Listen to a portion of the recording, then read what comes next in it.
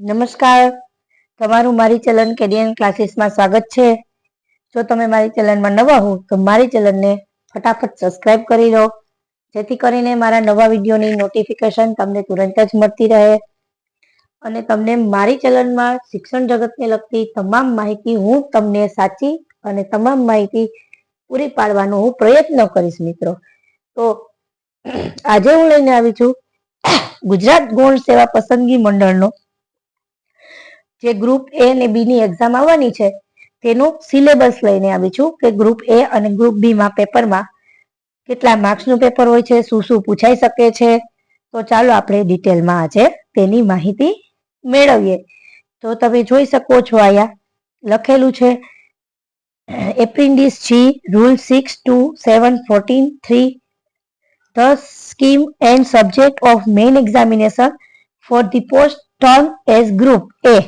Group A in rule 6 shall consist of following paper. Group A વાળાને આ છે paper તે આપવાના રહેશે. તમે જોઈ શકો છો પેપર નંબર 1, 2 ને 3 ટોટલ 3 પેપર છે. પહેલું તો છે ગુજરાતી લેંગ્વેજ સ્કિલનું પેપર છે, તેના ટોટલ માર્ક્સ 100 છે અને તમારે 3 કલાકનું પેપર હશે. પછી બીજું પેપર છે તે ઇંગ્લિશ લેંગ્વેજ સ્કિલનું છે, તેના પણ 100 માર્ક્સ છે અને તે પણ 3 કલાકનું હશે. પછી ત્રીજું પેપર છે તે જનરલ સ્ટડીનું છે, તેના 150 માર્ક છે, તેમાં પણ તમને 3 કલાક આપવામાં આવશે અને ટોટલ માર્ક્સ જોઈશું તો 350 માર્ક છે. The scheme and subjects main examination post term group S B. હવે ગ્રુપ બી નું આપણે જોઈએ તો ગ્રુપ બી માં છે તે સિલેબસ એક્ઝામિનેશન ફોર 200 માર્ક્સનું પેપર હશે અને ટોટલ ટાઈમ છે તે 120 મિનિટનો છે.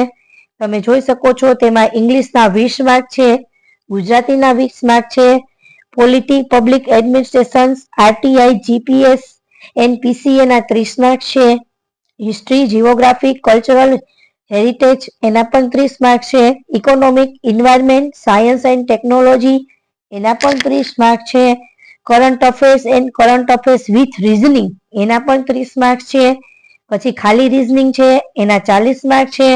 એમ ટોટલ ગ્રુપ બી ના માર્ક્સ છે તે 200 માર્ક્સનું છે. તમે જોઈ શકો છો અહીંયા મિત્રો.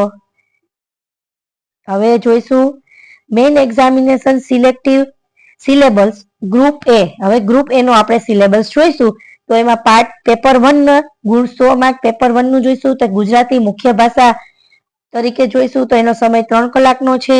તો પેપર 1 નું ગ્રુપ એ નું આપણે અભ્યાસક્રમ જોઈએ તો એમાં શું છે, પેલા તો અનુક્રમ આપેલા છે, પ્રશ્નના ગુણ પણ આપેલા છે, નિબંધ છે તે આશરે કોઈ પણ એક તમારે નિબંધ લખવાનો છે, 250 થી 300 શબ્દોમાં લખવાનો છે. વર્ણનાત્મક, વિશેષણાત્મક, ચિંતનાત્મક, સાંપ્રત સમસ્યા પર આધારિત તેના 15 માર્ક રહેશે. વિચાર વિસ્તાર છે, કાવ્ય પંક્તિઓ, ગદ્ય સૂક્તિઓ, વિચાર વિસ્તાર આશરે 100 શબ્દોમાં એના માર્ક્સ 10 છે. પછી ત્રીજું છે સંક્ષેપીકરણ છે, તેના માર્ક્સ પણ 10 છે. પછી ગદ્ય સમીક્ષા છે અને તેના આધારે તમારે પ્રશ્નોના જવાબ આપવાના છે, એના પણ 10 માર્ક છે. પ્રચાર માધ્યમો માટે નિવેદનો તૈયાર કરવા એના પણ 10 માર્ક છે. પત્ર લેખન એના 5 માર્ક છે.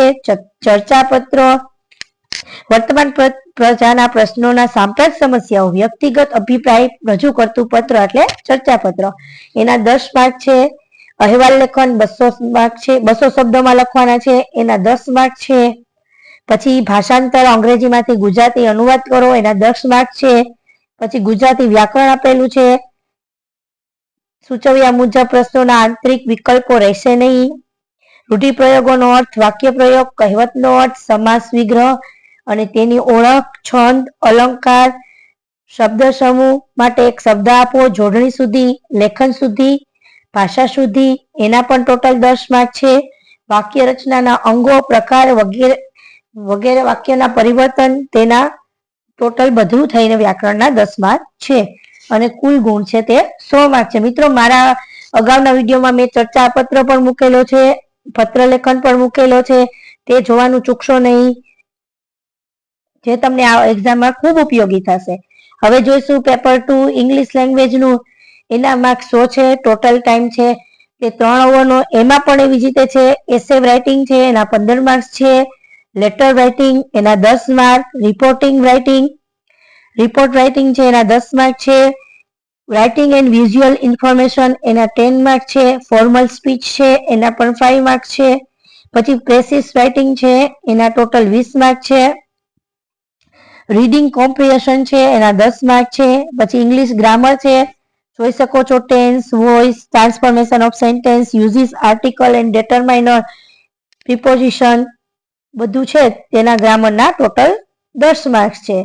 પછી ટ્રાન્સલેશન છે, translate English two Gujarati, Gujarati two English લખેલું છે તેના પણ 10 માર્ક છે. ટોટલ ઇંગ્લિશના 100 માર્ક આપેલા છે.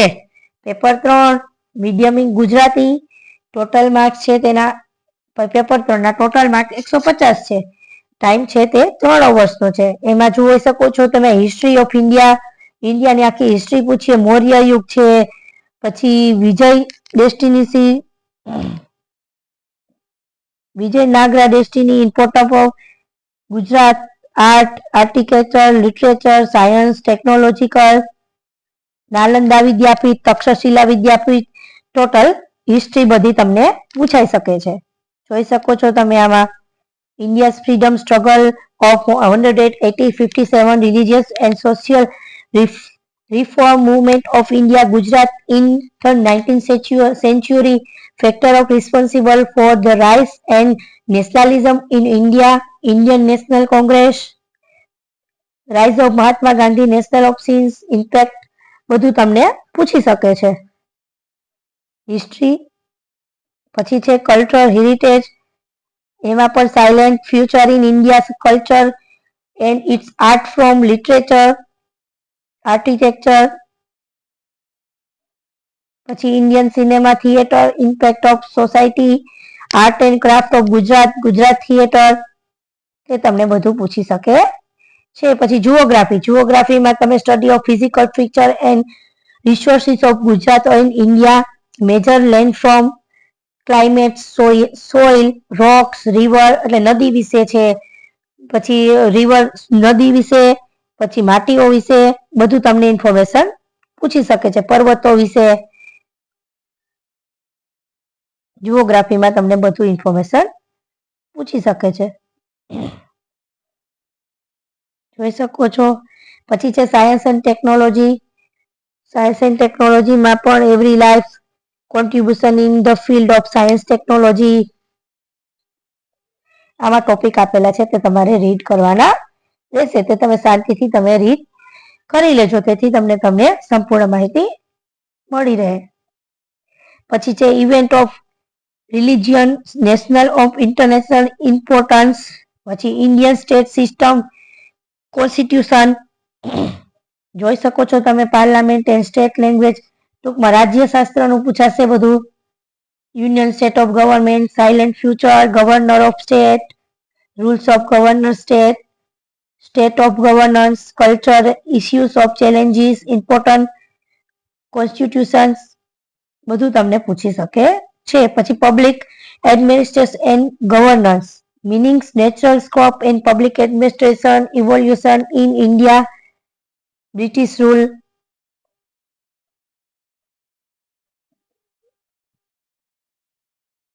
તમે જોઈ શકો છો સામાજિક વિજ્ઞાનનું લગતું તમને બધું આમાં પૂછી શકે છે. ભૂગોળ, ઇતિહાસ તે તમે બધું રીડ કરી લેશો એટલે તમને યાદ રહી જશે. ભૂગોળ, ઇતિહાસનું સંપૂર્ણ માહિતી તમને પૂછી શકે છે.